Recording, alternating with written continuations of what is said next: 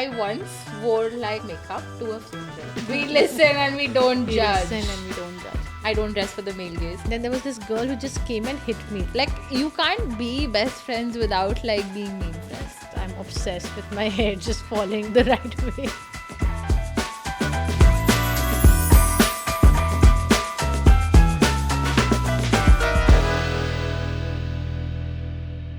As a skincare brand, we've often just spoken about ingredients or products and the science behind healthy skin, right? But today we thought we'd get a little personal. Hi guys, this is Ramata. And I'm Meher, as you may know. And this is Tell a Tale with Foxtale, where we get a little personal and share stories we've never shared before. And welcome to the first episode, which is The beauty. And Our Beast. And the beast here is Insecurities. Thanks Meher for the introduction to our audience, and I'm very excited to be doing this for you. Same. I think we've thought about this so many times, talked about it, Yeah. and I'm glad now the rest of the world will know what we talk about and the fun and the sorrow and the happiness together that we share. Yes, Absolutely. I actually have a first question in mind. My question is, what does beauty mean to you? What does it signify? I think beauty to me used to be very external, right? Like if I think of beauty, Yeah. I think makeup, I think skincare, obviously. I'm like a big beauty lover, you know me. But I think now I'm like, as I'm meeting more people, as I'm like just, talking to you guys, I think I'm trying to look for beauty in like people, not just things. Oh, wow. So I used to be someone who used to be very obsessed with beauty in things. Yeah. And I think now beauty to me is like how people behave with you, if they are nice. And I think I'm going more than skin deep with beauty. That's been a learning in the past like year or so. Mine is actually quite the reverse. For you, beauty is in people. For Yeah. me, beauty is within me. So I think when I was growing up, beauty, of course, there was a certain norm of Yeah. how you should look, how you should dress, how you should, the size you should be in, etc. Yeah. And I just touched 30 last year, and I remember sitting at my birthday dinner and very clearly saying, that for me, glow is the happiness when your eyes sparkle, right? Yeah. It's just waking up and feeling fresh, healthy, doing what you want to do for the rest of the day. That's become beauty. And I think when I was younger, it was pretty is equal to beauty. That evolves to wholesome life is equal to beauty, right? So that's changed for me. But interesting for you, it's people around you. For me, Yeah. it's what I feel inside me. So tell me one thing: what makes you feel beautiful? Because I know how big of a makeup lover you are. Yeah. You're big into fashion. I've always wanted to know that what is that one moment that makes you truly beautiful, because I'm going to give the most honest answer. When my outfit is on point, when my skin's glowing, my makeup is looking good, I think externally that makes me feel good. But more than that, the fact that someone notices it and points it out or says, like, I think I flourish when other people, validate. And it's not, trust me, I don't dress for the male gaze. It's not men. It's always coming from women. Because you're always telling me, okay, your skin looks so good. What did you do? Or like, your outfit looks great. What did you do? So I think that makes me happier. Yeah. And that is what my definition of beauty or what really makes me feel good has Yeah. become. So yeah, that is Yeah. it. But what about you? for me, it's glowing skin and a good hair day. I think hair is very important for Yeah. me. I am not someone who can feel beautiful or feel like I'm on my A game if my hair is not Yeah. doing the talking for me. And second, interestingly, I think it's for you. I know how much you appreciate even one kind comment and how much you appreciate people just passing by and saying, "Hey, Meher, you're looking nice." So it's not the gaze Yeah. like you said. For me, I think it's about, and it's become very weirdly so, and it's very cringe, but it's about Ayush, my husband, telling me you're looking good. And it really matters to me. Maybe he doesn't say it enough, it's a once a year phenomenon. But yeah, I was very romantic as growing up, and I think a lot has changed, but I think that part of romance still holds where I want him to tell me that. But that's nice, right? Like, I know it changes from time to time. There would have been a time where you would have just appreciated us telling you, hey, you look Yeah. amazing.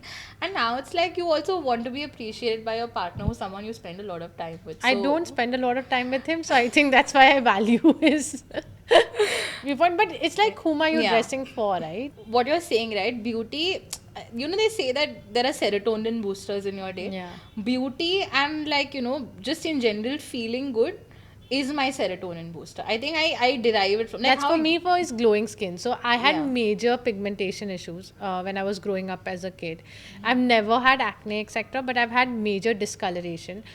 And just having an even skin tone and just seeing that dewy glow, and that's why, like, I never miss my dewy sunscreen. I just don't, because that dewy glow that I Yeah. get, and every time I apply the Milky Way, etc., for 30 consistent days, I know that my skin is gonna look even skin tone.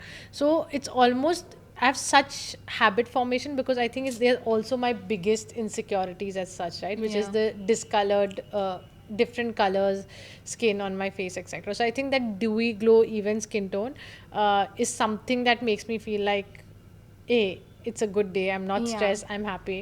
But also my hair. My hair has to do the talking for me quite a bit. Okay, Ramita, now that we've gone on and on about beauty, I want to know from you about the beast, which is insecurities, right? So, very, very, I'm going to go very personal, so just be aware. I want to know from you, when was the first time that you felt like really insecure, or what makes you feel insecure? Uh, okay, one thing I have to say, that that we are very good friends. She's one of my two best friends, so I can tell her a lot. So, and that's why it feels like a safe space also. And I'm glad Yeah. I'm doing this with you, because I think a lot of these conversations, I don't think I can just do.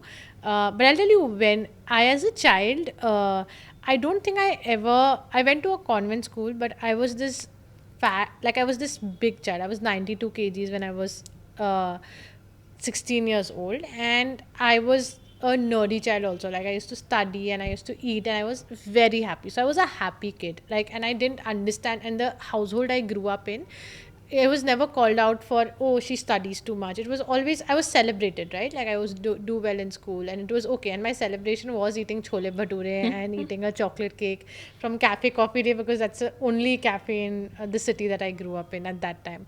So I remember, like, growing up, this concept of being pretty or being wanting to look a certain type never infiltrated my head until I was in standard 8th. And I'll tell you a very personal story. I was a big, teenager. I was big in size physically, and I remember there's a girl who was, I was quiet. I didn't used to talk much in school. And then there was this girl who just came and hit me, like, punched me on my stomach.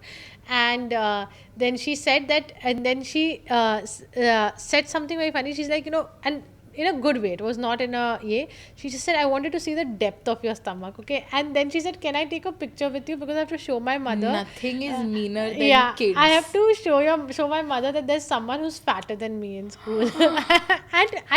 And imagine me, I did take a picture with her, and I was like, okay, cool, bro. But that is the first time I think I realized the concept of relative benchmarking of sizes, of Yeah. people think that, okay, I am fat, I am thin, and how does that work? Yeah. And but while I understood it, it never mattered enough for me to do something as such.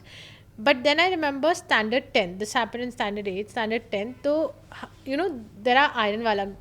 I don't know for you, but bachpan, when we used to grow up, Yeah. uh, Istri wala? Istri wala, he used to come, right? And then I could not find my jeans. So my mother was inside and she said, तुम भैया को बोलो कि हाँ. jeans नहीं मिल रहा है.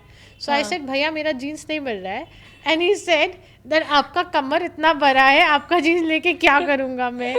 And I remember that's when I actually, this is right after my 10th grade. So that's when it hit me enough to not feel good about myself. And Yeah. so weight became a very important topic for me. I was 16. I was at 92 exactly, I remember, because that's where I started my whole working out and dieting. I became 62 kgs in like a year's time. I was that weight through college.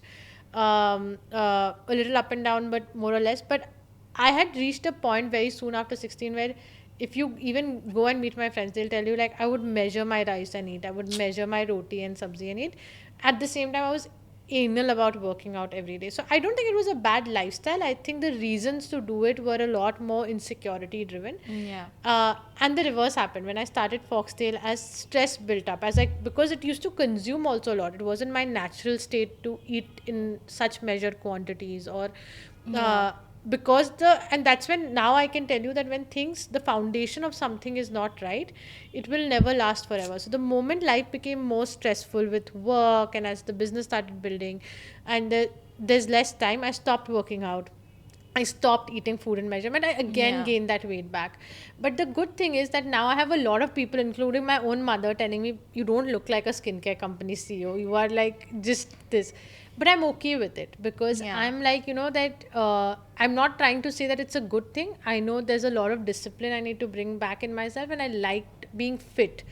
But I don't think at 30 I'm the same as when I was 16. I'm now not so. Uh, I'm okay being Yeah. fat. I'm not okay being unfit. Yeah. What has yours been? This is why we're friends. Yeah. So it started 8th ke baad, where like I became very conscious of it. I also changed schools, and I think I was in a convent school before, and the girls said, like, you don't realize these things, right? I then switched schools to a co-ed school, and there is where I actually like felt it, because then male attention comes into the picture, and you see the girls next to you, and you're like, okay, like she looks a certain way and I look a certain way. But for some reason, no, while all of these are very prevalent in my like mind ke theek hai, my mom always, like, my mom was on two spectrums. She was like, okay, you have to, like, thoda exercise karo, do this, do that, because I have a tendency, like, my natural state is that I breathe and I gain weight, right? It is just like that. My metabolism is shitty. Like, now I can deal with it, or I could just, like, kind of accept. I can't every day keep thinking about the my weight or how it's impacting me, right? So I think I chose the latter. And for most of my life I've just been very focused कि अच्छा, I want to feel good, but I also don't want to, like, take the weight of the insecurity कि मैं अच्छे कपड़े नहीं पहनूंगी, मैं ये नहीं करूंगी, मैं वो नहीं करूंगी. Like, that was one thing that I tried to. I know the insecurity was there, but I didn't let it overpower me, at least, like, in the beginning. It's actually, and honestly, at 19, when you met me, I was on this weight loss journey where, Yeah, I during remember. COVID, I lost like a lot of weight, and it was all through, like, what you said, right? Like, measured portion control, no chocolates, no this thing, like, everything that made me happy, I didn't eat. And so we get into that habit, right? Because then you start chasing the number on the scale. Yeah. You're like, okay, I've lost this much. Yeah. Now let me see how much I can. There was a point I was 65 kilos. I was like at my. You've seen pictures from that time, right? But I was deeply, like, my hair was falling out, and, like, Yeah. my skin was not that good, which you remember, Yeah. right? So I just felt like I was doing it wrong, right? And then after Foxtail, lifestyle changes again. I did gain weight. I again went back to, like, gaining all of the weight that I lost. But as I said before, I used to not let it, like, be so daunting, where my insecurity used to overpower everything. I think after I put on the weight, because I've had a taste of, being fit and healthy, in my words, I felt it a lot more. Like, now, if I have to say it, I feel it a lot more. I feel the insecurity of size a lot more. So, when you don't know how it feels, you're fine with it. You're just like, okay, I'm going to make do with what I have. But now that I've been on the other side, like what you said, right? You've lost it, then you gained it all. Then you start thinking, okay, now it's hitting me a lot more. I don't know if I make sense. Maybe we've gone through similar experiences but interpreted it so differently. Yeah. For you, losing has Yeah. created insecurity.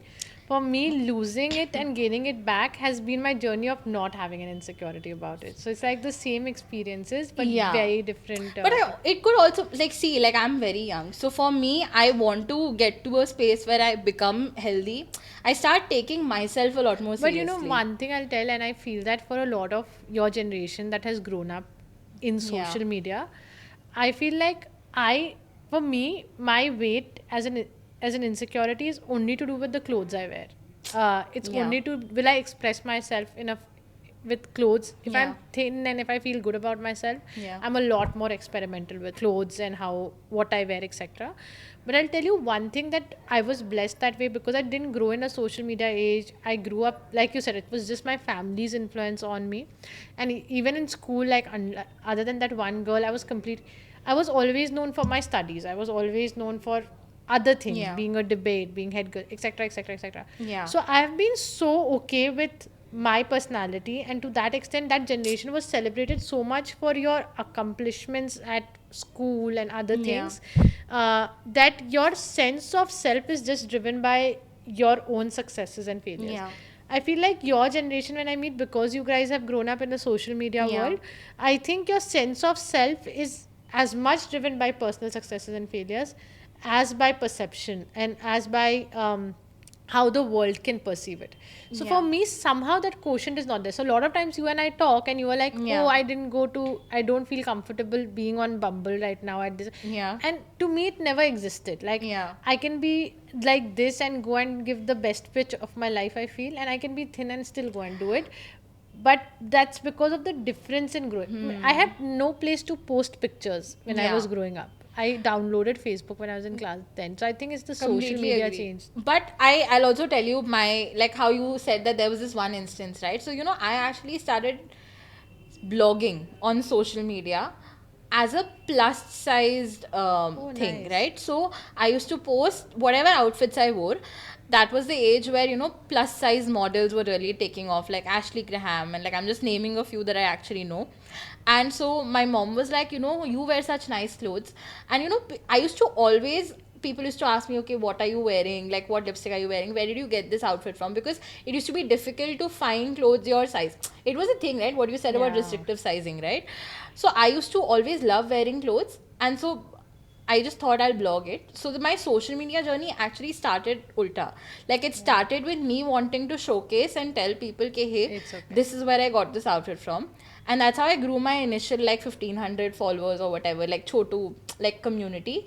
And then when I started losing weight, I obviously expanded more into the fashion and everything. And then now I still post and everything. And now I'm I just, love it that you can do. Yeah. That's what, like, I think maybe that's how you can do fashion no matter how you look, but it restricts you in other ways, like whom you meet. This for me, it restricts me in my Yeah. fashion, Yeah. but it will not restrict me in my how much I go out and with whom I meet, etc. It's actually But quite yeah, yeah. Okay, we're on my favorite topic, which is social media, and I we've know. discussed this, that we have very vastly different views about it. Yeah. You don't care about social media, and I care very deeply about Yeah, it. As a Gen Z, it's my right to. Yeah, you mess up my DMs with all the reels and memes you send. Yeah, it's fine. We're meme friends. Like, you can't be best friends without, like, being meme friends. That's not true, man. It is. Everyone will Not. agree.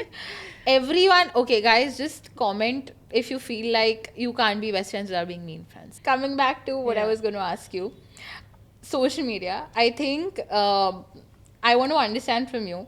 There is like two sides to the social media coin. Okay, there is like a completely filtered world where you're editing every picture and Yeah. removing your double chin and, like, all of that. Yeah. And the second one is just like a completely filter free approach. I don't care. Like, I would say, I don't heavily edit my pictures, at least, but I You do get the like angles I do right. like a Paris filter every now and then. Yeah. I wish it was in real life also.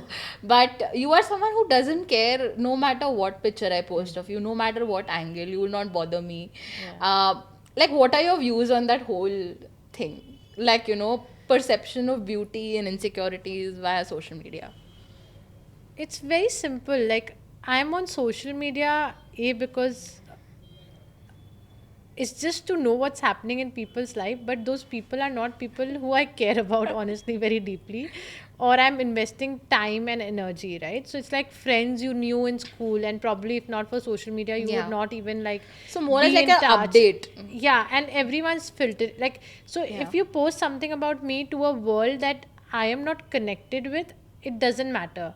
But like I said, right, for me it matters what Ayush says when I get ready and come down, right? When I lost weight, my parents didn't appreciate me losing weight as much as the discipline that I ended up showing in the process. Yeah.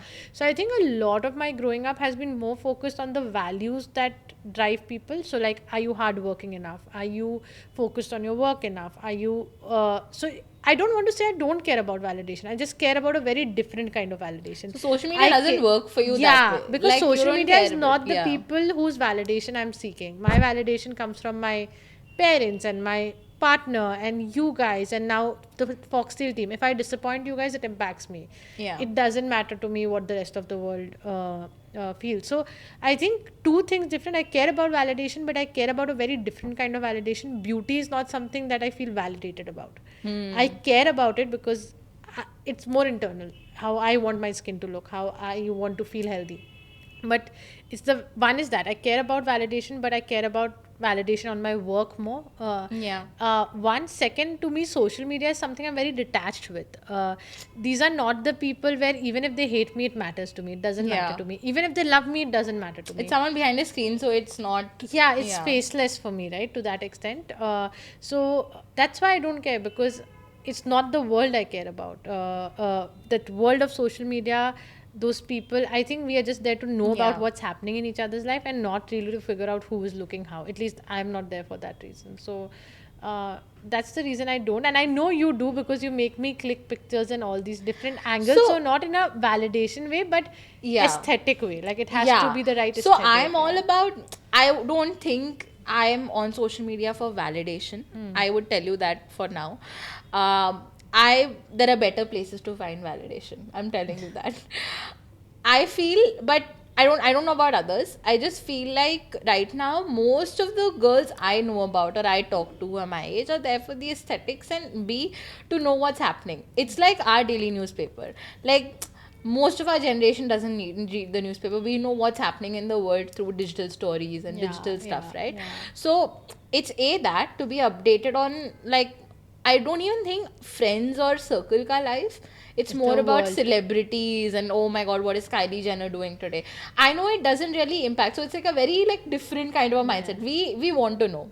Like, we want to know It's the more about scrolling anything and generation, everything. right? Like, you want Yeah, to scroll yeah. and know, not because it matters, but because And pictures it's and part of your everything, I life think now. there's a twofold thing. I think there's this thing about like cherishing memories, how you guys used to click physical pictures. Yeah. We don't have that. So for me, Oh, yes. like, social media is my digital diary. But one thing that I want to say is that it's so tricky, because your generation is so evolved in so many ways, and I know there's a 5 year difference, 5-6 years difference, but I feel the evolution and the authenticity, the self awareness that you guys have as a generation, because of social media also, which also has its own, like, it has its pros and cons, but Yeah.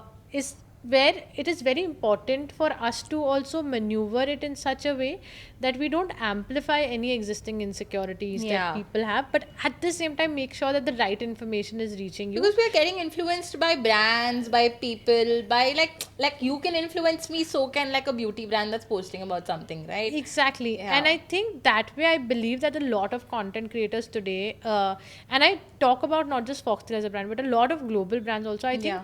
brands have become very mindful of the fact that beauty has to be empowering. Beauty has to be, Yeah. making you feel good inside out. Yes.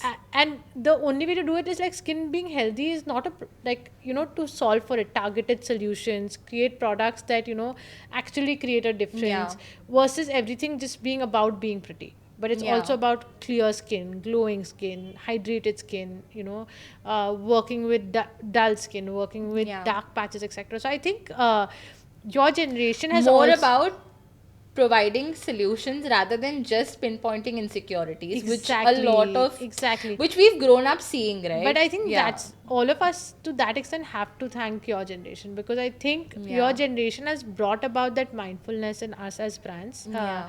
And of course, there are a lot of content creators who have done an outstanding job of, give creating the right dialogues around beauty empowering women. But no, I think we can keep talking about social media and how Yeah. it's influenced all the good, great, and not so great things. But we here are a huge fan of social media. As much as I don't care about posting my personal stuff, I'm on it at least for an hour and a half every day. Yeah. It's just that my reasons are different than yours. I will just but we all love social media here. To end this discussion, I want to play a fun game. Okay. And since you said social media, it is actually trending on social media Yeah. right now. It is We Listen and We Don't Judge. Oh God. And it is trending all over social media. So, of course, we have to play Okay. it. Okay. First one, Yeah. I'll start because I've started this game. Yeah. You're going to judge me so much for this. I once cancelled a date because I wasn't feeling my outfit. And it's a boy I had been talking to for 2 months who I just like Hey, you know cancelled. what? I can totally imagine you doing it. That's the problem. The I just game tell is you- we listen and we don't sorry, judge. sorry, Repeat. sorry. We listen and we don't judge. Okay. I have never wore a sleeveless top or dress in my entire life because I think my arms are too fat. We listen and we don't judge. We also relate. I haven't worn jeans in like 3-4 years because I feel like it makes my hips look too big. Oh God, Meher, you're worse than me. We listen and we Okay. don't judge. We listen and we don't judge. Yeah. Uh, I blow dry my hair on an average 3 times a week because I'm obsessed with my hair just falling the right way. We listen and we don't judge. But how much money do you have? Lots, bro, lots. No, I think, when I started the company, I didn't have a lot of money because I had left the Yeah. job and doing it. I still got my hair blow dried thrice a week. I didn't do pedicures and manicures. Priorities, bro. Dim sums and blow dry should not stop. Yeah, Ucha and blow dries can't stop. They have to keep coming. I have another one. This is so embarrassing, but for context, I was young and I didn't have great Just skin. say it. So I once wore like makeup to a funeral. Like, you're technically not supposed to wear like anything, but I did wear makeup to a funeral. And I got slapped for it by my mom. I think it was very well deserved. We listen and we don't We judge. listen and we don't judge. Yes, Meher. Yes, Meher. Until Foxtale, makeup reminds me, I never used to wash my face after coming back home despite makeup on. So I would wash it the next day. So I would sleep with my makeup on. This reminds me, I once, when I was young, went for a cousin's wedding and wore the same makeup for 2 days, and nobody knew about it because I just kept refreshing it.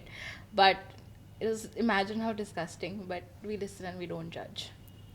Say it. We listen and we don't judge for 2 We days. listen and we try not to judge with all your revelations.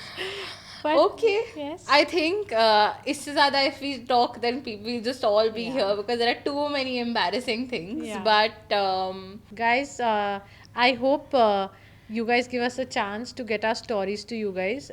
Really, the intent is to give you perspective of two girls who are very similar in a few ways and very, very different, like you would have seen in this Yeah. episode. And we just want to tell you the honest truth.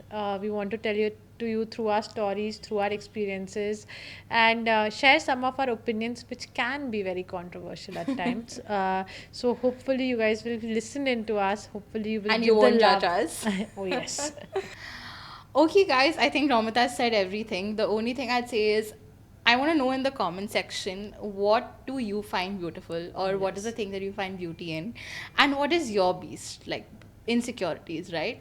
I'm sure you'll find many more comments below, and we want to read through them. So thank you so much for watching the first episode of Tell a Tale, and I hope you had fun, and we'll see you on the next one. Thank you guys. Bye.